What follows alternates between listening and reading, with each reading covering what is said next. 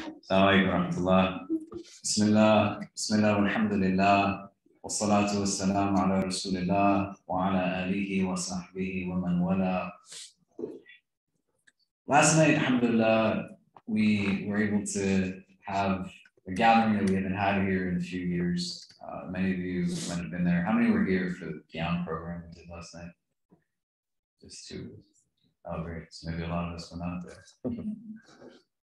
It was interesting in the context of that, people stuck around. We came in, normal time, broke fast, had our routines, and then people stayed until Fajr. And one of the things that I heard very consistently from individuals was, this is so nice to be with people again in this way. And you don't have to contextualize it within an experience that took place just last night, but even just in the gatherings that we've been having, coming to break fast together, to engage in community service, charitable endeavors, to be able to pray together and stand together and make dua together, to be in service of others.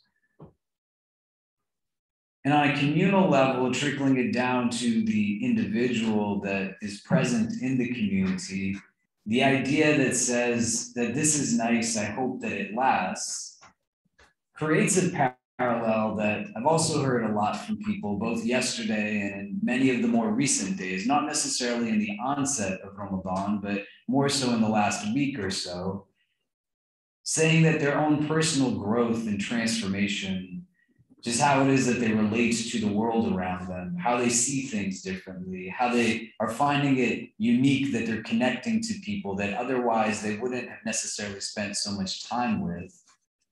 But the end result, whether it's on the individual or on the communal level, a phrase that we're hearing quite often is, this is just because of Ramadan. And I want you to think about what that means, but to be able to shift the paradigm, not in a way that it somehow becomes a statement that then validates and justifies preemptively an absence of actions that you are already demonstrating you have capacity to undertake, because you've told yourself that it can only be achievable within the confines of 30 days in a calendar year, and the other 11 months won't allow for it to take place. Do you get what I'm saying? So yes, it's because of Ramadan, but the same way as if I said to Sheikh Faiyaz that I've lost weight only because I'm dieting, right? In the pandemic, I got really fat. And not only do I know it, but I was standing here the other day with Ismail, who leads us in prayers, and somebody else, and he showed that person a picture of me from about a year and a half ago, and I was wearing a suit that I literally couldn't button the buttons of the suit. And so I pointed it out, kind of joking and laughing at myself in a self-deprecating way. And then the two of them looking at the photo basically were like, yeah, man, you're really fat. So thanks, guys. And so I had to spend different times in relating now to food differently, the difficulty of just absorbing people's trauma of illness and death in the midst of the pandemic, a sedentary lifestyle that just imposed itself upon us as going through physical health issues, whatever it was. But if I now said to my friend Sheikh Faiyaz that I only lost weight because of this, I can say that in a tenor that says that anything beyond this is futile, or I can recognize that, yes, this is a key ingredient in me having growth. And I start to deliberate now upon what it is that enables me to actually yield and harness certain goals that I endeavor towards achieving. But you can say words in the exact same way, but have entirely different motivation behind their utterances. So this is because of Ramadan can be an excuse that has you say that the first of Shawwal is just going back to what was prior to 30 days ago. Or you can say, this is because of Ramadan, and then utilizes an opportunity to have openings into self-awareness and self-actualization, a recognition that there is always an opportunity for me to learn more about myself, but I don't want for it to simply be organic, something that just goes and I'm not yielding awareness or consciousness, but I bring a presence of my mind, I bring a presence of my heart, I tap into all of my organs of cognition, and I don't dare to utter it in a way that it becomes a preemptive excuse of saying, this is why I already know that things are just going to go back to what they were before, but I see that in the course of the month, I'm also in it. There's things that I have gained an understanding of myself of. I see now how it's amazing to talk to certain people that during the course of my workday, I don't get to have conversations like this. I see the value of being in spaces where I can interact with those who have similar experience. I don't have to constantly explain myself. I can just be. I see the value in being able to be in a place of self-regulation about what I consume. And the physicality of the month is not something that I just leave to chance, but understanding now that it's not about me weakening my body or emptying my stomach, but it's about me filling my heart. And I bring my mind into a reflection that says, what's really going on here, so that I don't jump into a default setting at the conclusion of the month that says that, well, of course this was happening. All of what it was that was growth, that was only because of Ramadan. Do you get what I'm saying?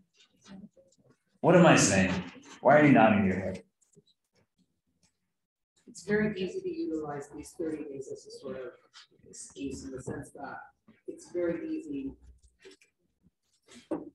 I think I use it's because of Ramadan in the same way, in the same derogatory sense that you utilize it, and not in the optimistic and happy way.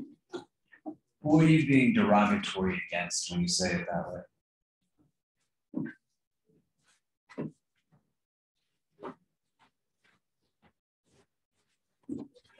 I mean, it would be myself. I feel like it would be yourself. You're talking down to yourself. You're not recognizing your own ability to achieve. You're in a space where you're saying that if not for this, I wouldn't be able to get to where I am. Do you get what I'm saying? It's one thing to be in a sphere where you look down at somebody else. It's a totally different frame to be in a space where you are dismissive. And in the dismissiveness of your own capacity, you in turn become indirectly dismissive of what it is that God has endowed you with. You can't recognize and appreciate the blessing if you're not willing to acknowledge the blessing you possess. If you can't be in a space where you embrace confidence with appreciation that is categorically distinct from arrogance, because my confidence allows for me with gratitude to see everything that the divine has given to me in terms of skills, strengths, capacity.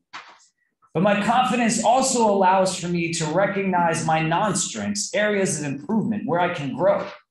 Arrogance, may Allah protect us from it, only has us see what is weak in the world around us.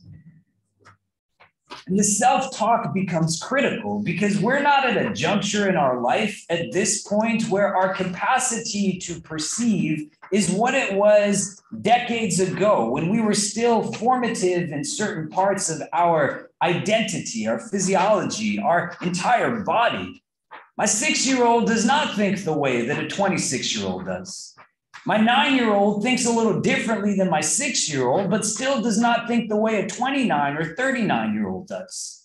But you and I still become subservient to language. Words are things that are important. Listening is a skill that is critical in our tradition. It's not a joke that our Quran is a text that is recited. But whether you are consciously aware of the words that you are feeding yourself or not, they're still having impact on you.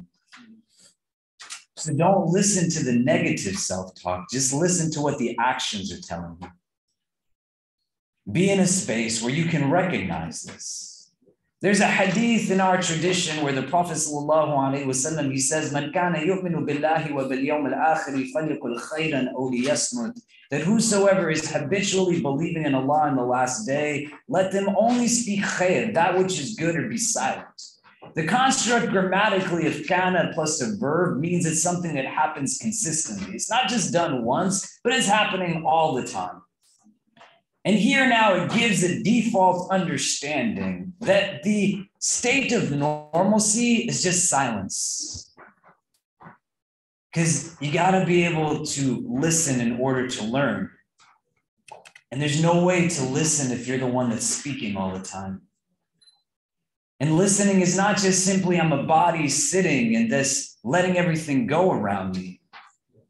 But I awaken now all of my organs of sensory perception, and I allow for myself to synthesize the information through the cognitive parts of me that are my heart and my aql, my intellect.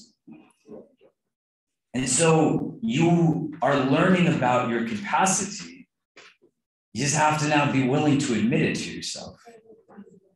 And you have to just be in a place where you come at rest with stillness and silence. The wording in Arabic is so powerful because when it says yasmut, it's saying this derived from samt. If you just want somebody to be quiet, there's variations of this hadith that say yasmut, that just be silent. Samt is giving us an indication that you don't even have the capacity to talk. So the Prophet's saying, if you don't have something good to say, then adopt a mindset or an attitude as if you are somebody who doesn't even have the ability to speak if you wanted to. But every spiritual diet that has seriousness to it recognizes that the enhancement and increase, the even harnessing initially of wisdom, necessitates just being in a place where silence is something that you can embrace. And so you reflect for yourself, because I can't reflect for you as much as you can't reflect for me. If you said it, and I've heard people say it, definitely some of you have said it or heard somebody say to you that this is only because of this, but not in a way that's empowering, not in a way that says, subhanAllah, for the gift of Ramadan, but in a way that is just, it's not something that is other than a futile endeavor, because it's going to come to an end. Don't talk to yourself like that. You don't deserve it. You have to have an openness to the idea that there's so much that I can still learn about me, that I don't know everything about me. And that every day is an opportunity to be able to excel and enhance in a way where I don't need an alarm clock to get out of my bed. But I wake up with a fervor. I'm tired. I was here till 6 in the morning. I didn't go to sleep till 10 in the morning. I got home. I got babies. Other people from here stayed at my house last night. And somebody said to you, are you tired? Yeah, like my body is tired, but my heart feels so full, man. Alhamdulillah. And the energy that's there is one that doesn't necessitate something notifying me on a phone or an apparatus that exists external to me. Because every single day I wake up and it's, what is this day going to bring to me? If you're willing to say that there's opportunity for growth, and that growth can give a sense of contentment, that complacency and satiation that comes from just simplistic feeding of the physical can never give to you. That a willingness to know and continue to know and deepen in your knowing, both about the world around you and the world within you. And just like that, you can give it up by saying, this is only because of Ramadan. Why would you do that? Why wouldn't you want to let the sweetness that you feel right now be something that lasts into every tomorrow? Why would you want to give up on the sense of balance that comes? And you got to think in these days, because clarity is distinct in these days. So if you found good people who you only met here, or people you already knew, but you now understand your relationship to them differently because of the last 3 weeks you've spent with them, why would you not continue to spend time with them in the ways that you do? Another guy I sat with, when I asked him this, he said, laziness. I said, no, man, you're making another excuse for yourself. You're not going to do it because you didn't think about it when you had the time to do so. You didn't bring your reflection in. You didn't bring your contemplation in. You allowed for yourself to be a body that just traversed the spiritual vehicle of Ramadan. You're still benefiting from it because that's how bountiful the barakah is. You don't even have to think about it or be aware. It's still coming at you. You just open yourself up, though, and you start utilizing these days. And you allow for yourself to appreciate the gift that is the ability to continue to learn and continue to grow and continue to move forward. Because the alternative is what? You just feel stuck. Every day is exactly the same. I wake up and do what I did for the last days that I already did these things again and again and again. I sit down and I engage in the same way. It's just default and default and default. It's a body just moving mechanically. The spirit starts to ache. Not because it's not in a place where it has capacity, but you stop feeding it once the month was done.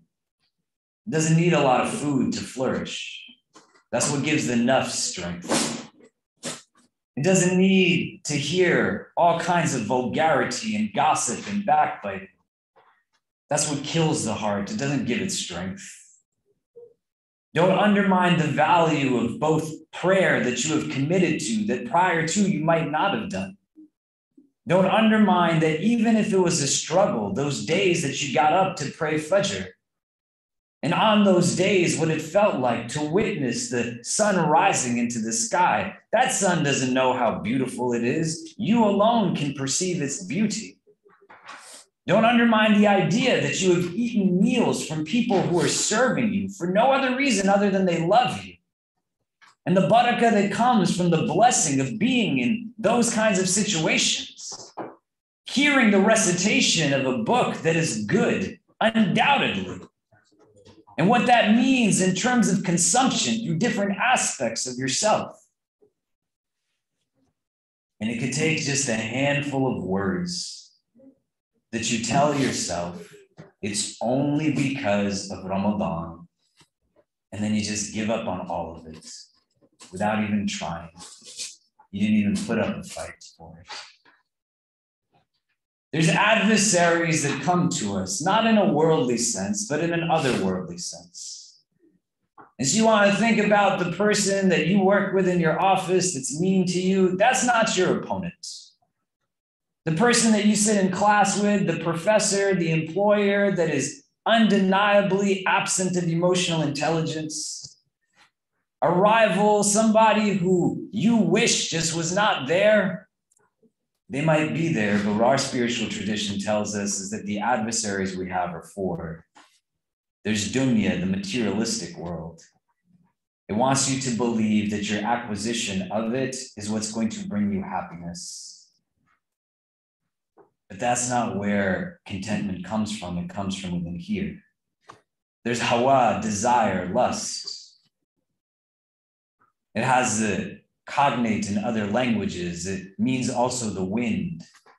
And you can think about how the wind is gentle enough to just blow the leaves on a simple, fragile tree branch, but the winds are also powerful enough, man, to knock this building down. That's what desire can do. And you see how the fuel of greed and just unsatiable greed enables us to be ugly as humans, catapulting into conflict, destabilizing entire regions of the world, dropping drones upon people in the midst of their prayer. May Allah protect us from these things. Shaitan, his waswasa, the whispers, they're real. And the Prophet ﷺ, he says that the greatest of enemies that you have It's nothing about anything outside of you but your own nafs, the lower self. That's what you've been battling for these last few weeks. And the nafs, by its nature, it's lazy. It doesn't want you to be generous. It wants you to say things like, it's only because of Ramadan. It wants you to say things like, this isn't a big deal. You got to fight these things. You got to enable yourself to take them on. There's one verse that I want you to think about in the Quran before I give it to Sheikh Faiyaz. In Surah Al-Baqarah, Allah Azza wa Jal, He says to us, أَتَعْمَرُونَ النَّاسَ بِالْبِرِّ وَتَنْسَوْنَ أَنفُسَكُمْ. And the verse quite often is given explanation and commentary within the insight of previous religious communities and religious leadership and how it is that they apply to this verse. I want you to think about its relevancy here. أَتَأْمَرُونَ النَّاسَ بِالْبِرِّ, that you command people to which is good, dutifulness, bir. وَتَنْسَوْنَ أَنفُسَكُمْ, but you forgot yourself. You left behind yourself. You can't take care of other hearts if you're not taking care of your own. And your heart is precious. You don't want to only pay attention to it for 30 days and 30 nights, 29 days, 29 nights, a month's time, and then leave it behind. If you gave it the same consideration that you've been giving it throughout the course of the calendar year, you allow for yourself to make decisions through it and not at its expense. You said that the world that exists within me is so important and you don't forget it. Can you imagine if what you've tasted just in moments, in a month that isn't even finished yet, you felt even a percentage of that every day going into the next Ramadan? May Allah allow for us to reach it if it is a means of benefit for us. So all you got to do is just pause and think. You got to bring reflection and contemplation. You still got a lot of odd nights, even nights, last nights, whatever nights. There's still nights of Ramadan. You still got so much that's there that you will choose your choices and decide your decisions in relation to them. Cut out the instinctive talk. Bring presence to the words that you use, not just with each other, but yourself. And even if it's just us that's here, when you sit down with everybody else that you're going to break fast with, you stand in prayer with, you bring now positivity, and you say, Alhamdulillah, this Ramadan, this gift, I can't wait to take on what comes after the month is done. I can't wait to see how it is that I stand up against whatever it is that seeks to bring me down. And forget about what it is that's going to push me, man. I can't wait to see what it is that I'm going to build, what we're going to build together. I can't wait to see what it is that we're going to accomplish and achieve. Because we're in a space where we're standing up to the parts of ourselves that we don't want to be in control. But I'm going to let my heart be sovereign. I'm going to bring my intellect and to just really reflect on what my day in its entirety is. How the way that I'm sleeping right now enables me to be as present as I am. How the amount of food that I'm putting into my body plays a role in the awareness and consciousness. How the company that I keep, the gatherings that I'm in, we're going to do halakas pretty much every day of every weeknight in the course of the coming weeks through the summer. You can come to them. There's no reason why you shouldn't, other than you're choosing not to. You can come to Jummah, you can come to Eid. When we're in Muharram and Sheikh Faiyaz is leading the Majlis program here, you can come to it. You got to decide what's going to keep you from coming. I sat with a brother just 2 days ago, and he said, you know what's crazy? All I do, man, is go with people from this place. We pray together, we eat together, and just we go and sit in the park and we talk about things that we've never talked about before. I said, how does it feel, man? He says, it feels great. I said, then why are you going to stop doing that? He said, I don't want to. I said, then don't. Think about what it is that's going to get in the way.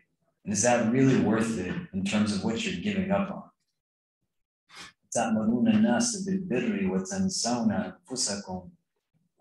You command people to good, but you've forgotten yourself.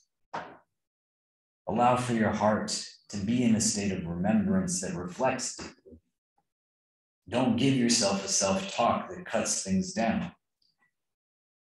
And utilize these nights, even if it's just for moments, to spread positivity to others, to encourage them that I will be here, you keep coming back. We're going to see the growth just keep going and going and going. Even when we fall and we make a mistake and we do what it is that we hoped we wouldn't, you'll be able to see where there's meaning and purpose and benefit even in that. It's going to change the entire landscape of how you see this world. And more importantly, what its proportionality is to the world beyond this one. Allahu ta'ala alam wa billahi tawfiq. Wassalamu alaikum wa rahmatullahi ta'ala wa barakatuh.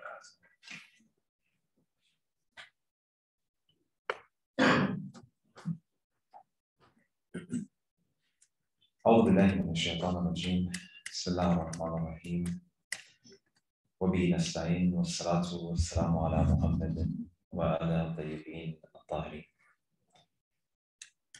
Just to build off Imam Khalid's remarks, oftentimes when we understand religion and when we speak about our obligation to God, particularly during the course of this month, but also well beyond, we often see our focus, our ability to be diligent and submissive to Allah subhanahu wa ta'ala as a burden.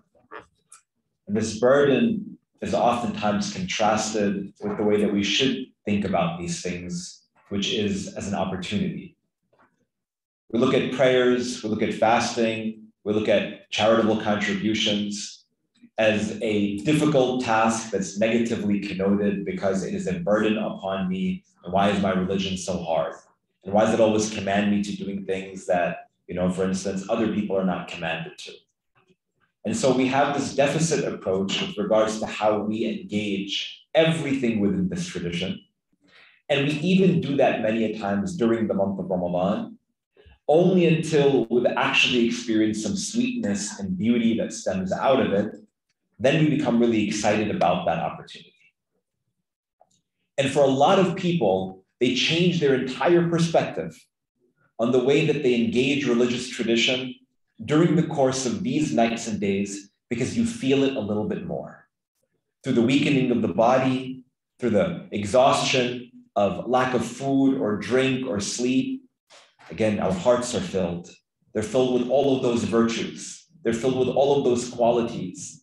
It's filled with that sense of contentment and peace. And God says that through God's remembrance, these hearts find peace. Once we experience that during the month of Ramadan, we completely shift from seeing religion as a burden into seeing religion and its engagement as an opportunity. An opportunity for us to reach our potential. But again, it's really, really hard to carry on that energy after the month of Ramadan because, like was mentioned by Imam Khalid, that we have this negative self-talk that consistently talks down to ourselves. The soul talks to the soul.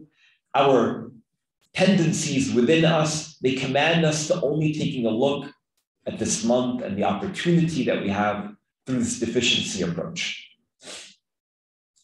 A couple of days ago, I was reading some ayat of the Quran. These famous verses where Musa alayhi salam, he goes to the Pharaoh. And God commands Moses and his brother Aaron, to go toward the Pharaoh and speak with him with really kind and gentle words. قُولُوا قَوْلًا لَيِّنًا. That even to this Pharaoh, who claimed to be God, who was the incarnate of evil as demonstrated within the Quran.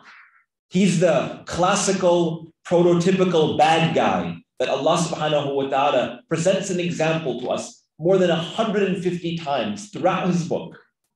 And this is well at the end of the journey of Musa alayhi salam, at least during his time in Egypt. And still at that juncture, God commands Musa and Harun to go and speak to Fir'aun. Again, with all of his vice, he commands them to speak with him gently and kindly and mercifully and respectfully, just in the case that his heart changes. Just in the case, that small possibility that he might be receptive to whatever it is that you're saying. Oh, Musa, speak with him words of leniency. Give him one more opportunity.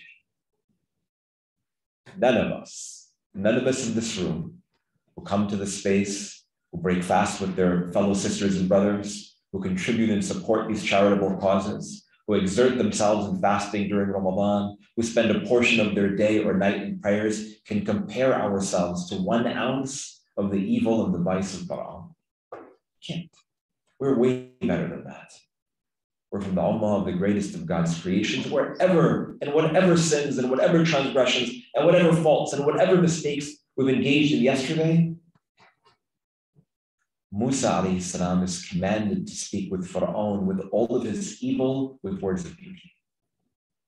But many times, we don't even speak with those same words of beauty to our own selves. And we don't tell ourselves gently, mercifully, kindly, lovingly, caringly, that you know what? I can really benefit from this month, and I've reached a height that I've never been able to reach before, and I can sustain it. You can sustain it if you need someone else to tell you. You can do it. But you have to start with step number 1, seeing the engagement of your faith, of yourself with Allah subhanahu wa ta'ala as an opportunity, not as a burden. And once we see it as an opportunity, a second chance, a new chance, a first chance, to grow, to build, to cultivate a unique relationship with the Lord of the worlds, this kind and gentle creator who's merciful to you, thus has given us this opportunity. And then secondly, we tell ourselves, I can do it. Again, with words of kindness, and with words of beauty, with words of mercy. And all of a sudden, when we exit the month of Ramadan, everything looks different. And that same clarity that we see with these days, it sustains and it only grows and it only magnifies and it only continues to illuminate with a lot more clarity. Growth is what it's all about. From the beginning of this month of Ramadan until the end, we grow. We spiritually gain a capacity that we otherwise were not receptive to. But for so many, and I talk to myself, before anyone else, when the month of Ramadan that we have experienced in the past closes, the door of growth also closes, and we just wait to go back to those days next year. In the middle of the year, when we're 4, 5, 6 months away from the month of Ramadan, sometimes we tell ourselves, man, I really need Ramadan. I need it to be that, opportunity for me. I need it to be that, springboard for my spiritual growth, success, whatever it might be. God didn't go anywhere. Allah subhanahu wa ta'ala didn't go anywhere. Neither did the Quran, neither did community, neither the ability to serve, neither the ability to give. All those opportunities are still present. The only thing that we learn during Ramadan is that you can do it, that you have the capacity to do it. There's no divine force that is all of a sudden completely surrounding you, like you're some superhero. No. We have that ability within us. Sometimes we just need someone to push us and show us our potential. And Allah subhanahu wa ta'ala, by the grace of this month, we are shown our potential to ourselves that yes, you can be successful. You can exert yourself. You can do more. You can sleep less. You can pray more. You can recite. You can listen. You can meditate. You can reflect. You can contemplate. All we need was the awakening. And that's supposed to be the energy that carries us through the rest of the year. And then next Ramadan, it's not like we restart from zero. And again, we're talking about growing and reaching another height, another capacity. You can't limit yourself. Don't hold yourself back. during the course of these nights and days. So the first 2 points that I wanted to share, or the first steps that we need to take in order to, again, hopefully reach, like I said before, number one, is to change our relationship with religion, to see it as an opportunity instead of a burden. Number two, to respond to that negative self-talk with words of validation and words of positivity. The only one that can tell you is yourself. In this famous supplication that's often recited in Shi'i tradition by Imam Ali alayhi salam on Thursday nights, it's known as Dua Kumail. It's a really, really beautiful supplication which we invoke God's mercy and His forgiveness. There's a line at the end of this dua that says, Allahumma wa man aradani bisu'in fa'aridhu wa man kadani fakid. And a lot of people, they misunderstand this really, really important line. Toward the end of the supplication of Ali, in the course of it, he's seeking forgiveness and seeking closeness to God, admitting his faults and his transgressions. And then toward the end of the supplication, right before the conclusion of, he says, oh God, for that enemy of mine that is consistently conspiring against me, conspire against him. Meaning that for that enemy that's consistently telling me that I can't do, that I can't be, take care of him for me, oh Allah. And a lot of times people say, why are we, asking God to revolt or despair or have, some rage or wrath against, all of my external enemies? No. Like was mentioned before, your greatest enemy is that lower self, an-nafs allati bayna jambayk, as the words of the Messenger of God states, that soul which rests between your two shoulders, that tells you that you're unable to engage, you're not worthy enough to engage in supplication or prayer or in closeness to Allah subhanahu wa ta'ala. The way that we respond to that, again, is by reminding ourselves who our God is and reminding ourselves of who and what our potential is. Also in the words of Ali, he says, Ilahi, kafa bi izzan an akuna laka abda wa kafa bi fakhran an takuna li rabba. He says, it is my honor that I consider myself to be at your service. When I have God on my side, what else do I need? I know that I can consistently push back against all of those whisperings of the soul that tells me that I cannot be.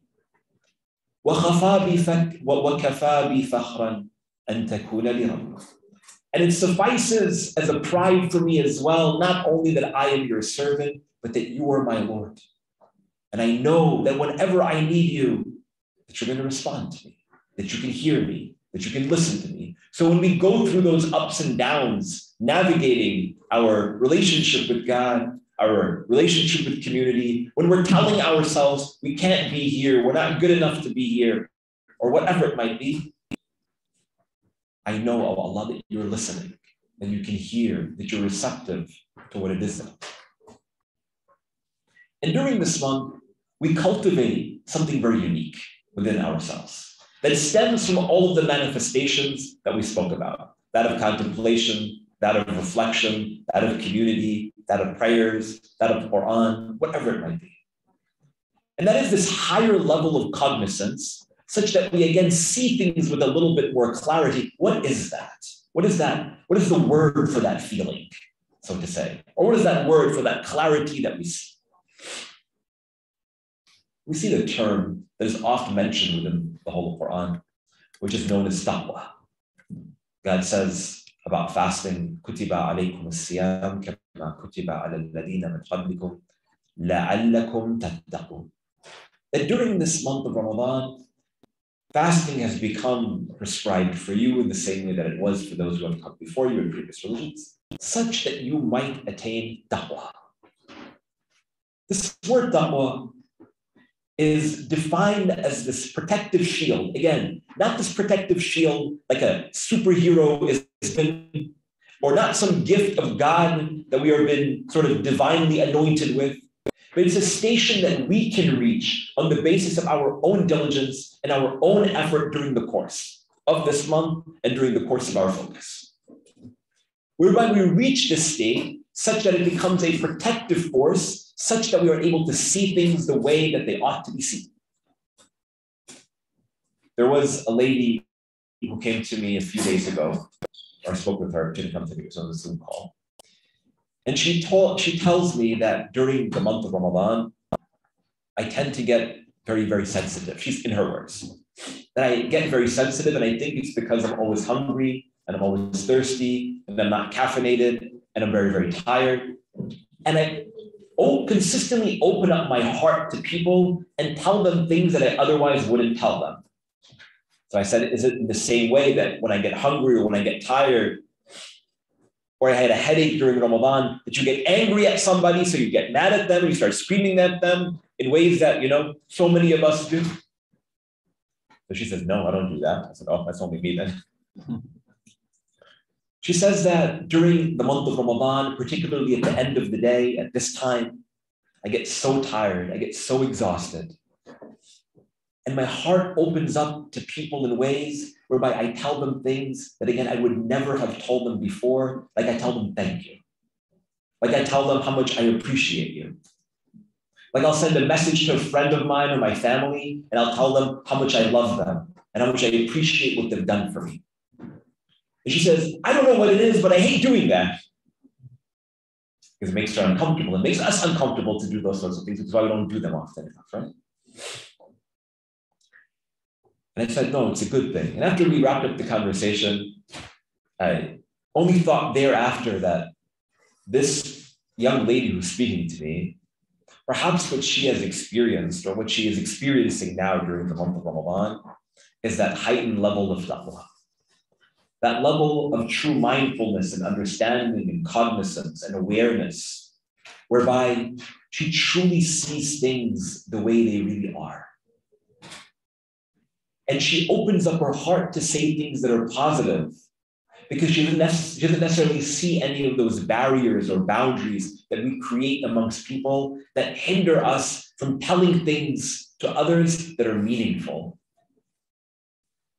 and that are careful of our duty to others.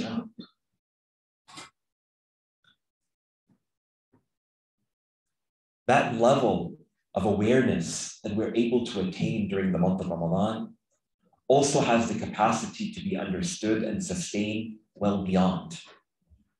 We have to start by understanding this potential and this ability that we do have. Last, a lot of times within the whole Quran, Allah subhanahu wa ta'ala presents an exception to the rule of those who don't do well in this world. I'll give you an example. God says, for instance, Bismillah ar-Rahman ar-Rahim wal asr, inna al-insana lafi khusr, illa alladhina amanu wa amilu salahat. That God swears by the time, and then he says most of humanity is virtually in a slumber when it comes toward their understanding of time. And then he presents the exception to the rule, illa alladhina amanu wa amilu salahat. He also mentions others, but for the sake of this point, the first two that he mentions are number one, those who believe, and number two, those who do good deeds. I'll give you another example. Keep this in the back of your mind. God says, for instance, in another chapter of the whole Quran,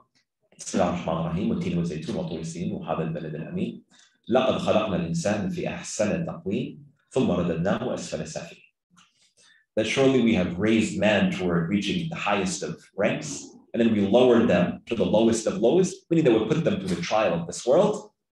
How does the rest of the chapter continue?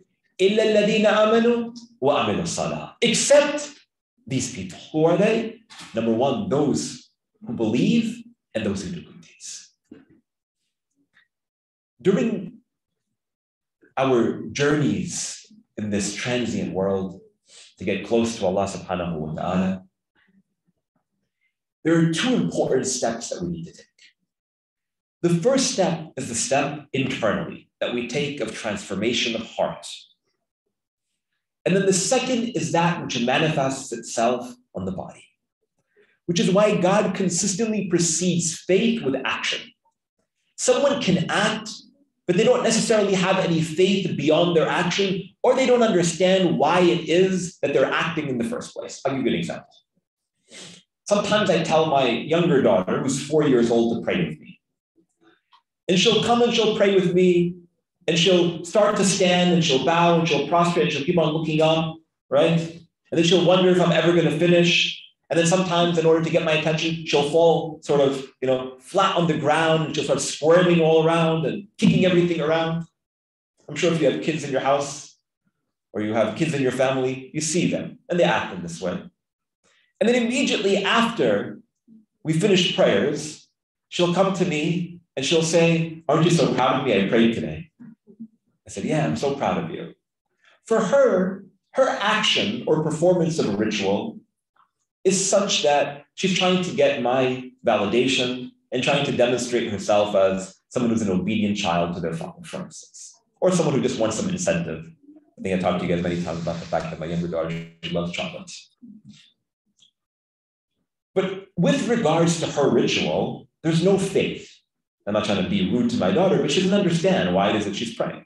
So she just performs a ritual that consists of standing and bowing and prostrating. It's virtually an exercise for her that she gets very frustrated after about 30 seconds of engaging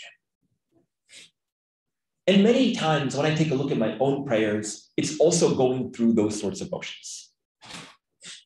But what does God say within these verses? He says it starts, number one, with heart. الَّذِينَ آمَنُوا, those who believe. Al-Iman ma'arifatuhu bil-qalb, as a hadith from the Prophet says, that faith is that knowledge that is stemming from the heart. إِلَّا الَّذِينَ آمَنُوا وَأَمِلُوا الصَّالِحَاتِ, and then the ability to do good deeds almost comes naturally. During this month of Ramadan, my friends, as a reminder to myself and to you all, we have an opportunity, not a burden. Number two, if we contribute to ourselves and invest in ourselves and tell ourselves that we are good enough and that we do have the potential and we do have the capacity to be successful beyond this world, and we fill these two really important points in this heart of ours. Number one, we tell our heart that this month or this opportunity to engage God is an opportunity. Again, it's a positive opportunity. And number two, that we tell ourselves that we are worthy of it, then inshallah ta'ala, the actions that then stem externally from our hearts onto our body will almost come naturally. And with God's help, and with God's support, and with our effort, and with our focus, and with our diligence, inshallah ta'ala, we'll find success for the remainder of this month of Ramadan and well beyond, inshallah ta'ala. Walhamdulillah Rabbil Alameen. Wa sallallahu ala Muhammadin wa alihi.